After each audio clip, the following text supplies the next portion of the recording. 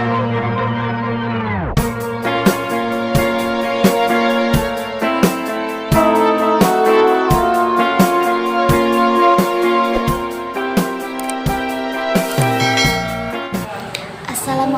warahmatullahi wabarakatuh.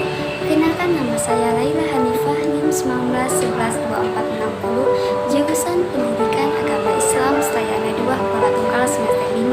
Baiklah, saya di sini akan menjelaskan tentang hadis dosa-dosa besar.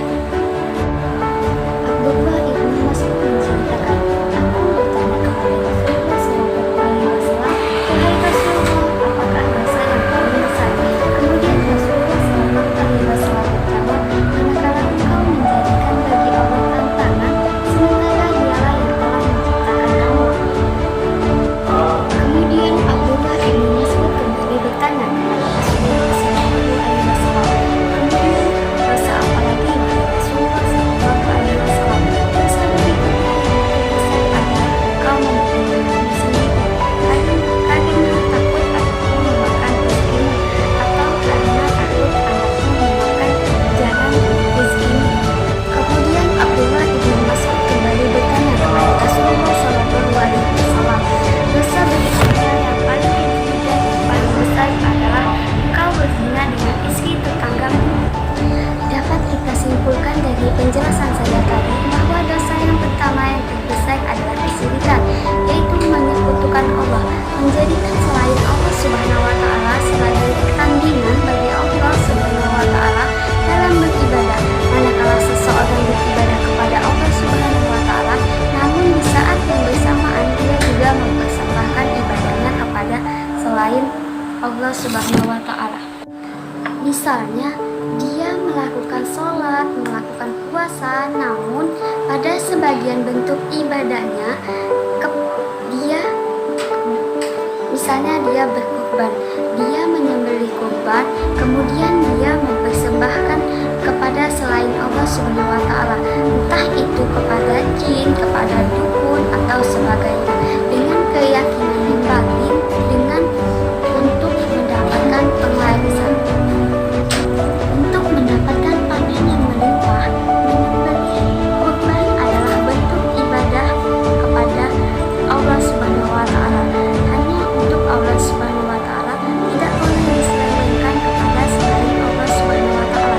Apabila seseorang menyelewengkannya dengan sebagian kecil ibadah apa saja itu, maka disitulah seseorang jatuh pada kesyirikan. Ini adalah dosa yang terbesar. Kemudian dosa yang kedua yaitu membunuh anak sendiri karena takut anak memakan rezeki atau takut karena kekurangan rezeki.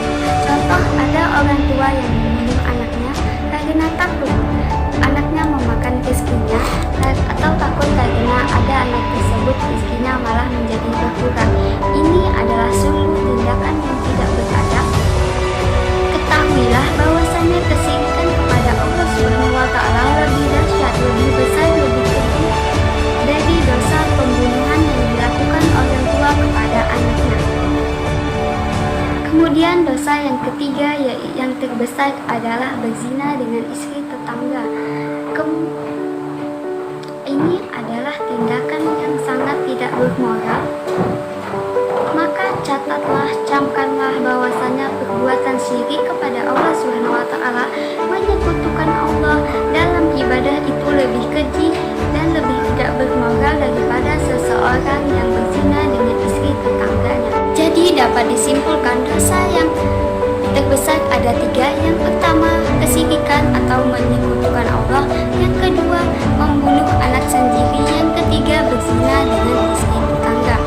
Selanjutnya kita memasuki sesi tanya jawab. Di sini saya sudah menyusun beberapa pertanyaan yang sudah diajukan kepada materi saya.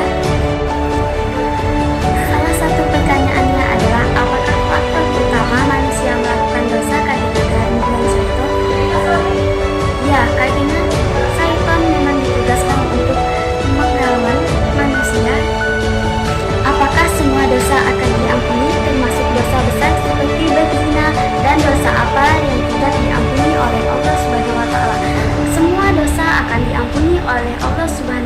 Ta'ala yang dijelaskan dalam Quran surah Az-Zumar ayat 53 yang berbunyi Bismillahirrahmanirrahim Innallaha yaghfiru dzunuba jami'an, yang artinya sesungguhnya Allah mengampuni dosa-dosa apapun itu dosa-dosanya selama mereka masih hidup dan mau bertobat.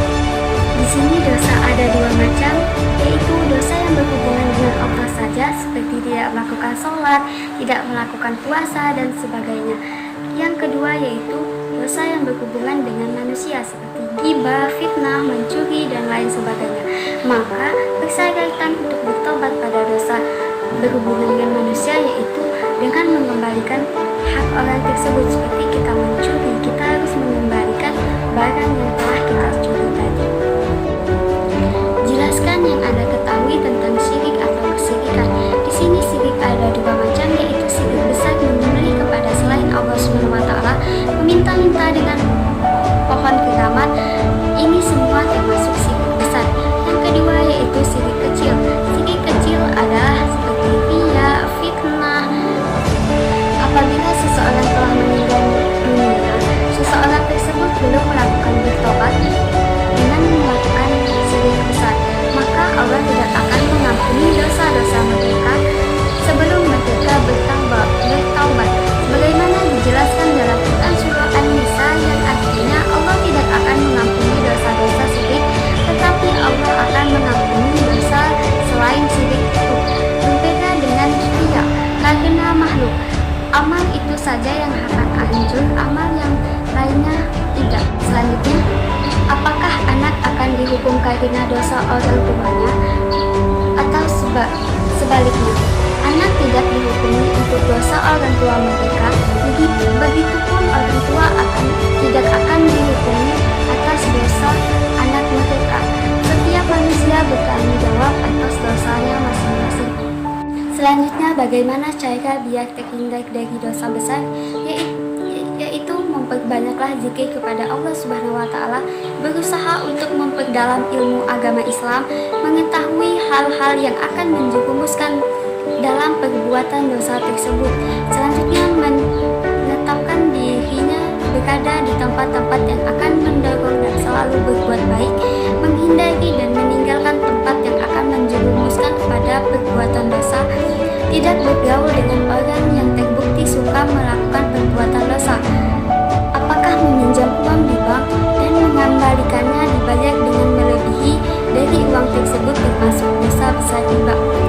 Hal tersebut tidak termasuk riba karena kita sendiri yang ingin melebihi uang tersebut tanpa ada kesadaran khusus dari bank tersebut untuk melebihinya. Jika di bank tersebut yang sudah menentukan, misalnya meminjam uang berapa dan mengembalikannya berapa, hal itu yang termasuk dosa besar riba. Sedangkan jika kalau kita yang melebihi uang tersebut, sama saja halnya seperti kita bersedekah. Apakah dosa besar orang yang pernah mendatangi dukun atau peramal untuk berobat ataupun sejenisnya? Jelaskan.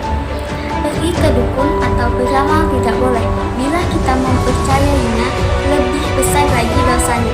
Berdasarkan sabdanya, barang siapa mendatangi peramal lalu bertanya kepadanya tentang sesuatu, maka tidak diterima salatnya selama 40 hari.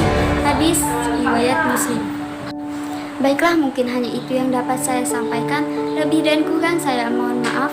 Saya akhiri dengan wabillahi taufik wal hidayah. Wassalamualaikum warahmatullahi wabarakatuh.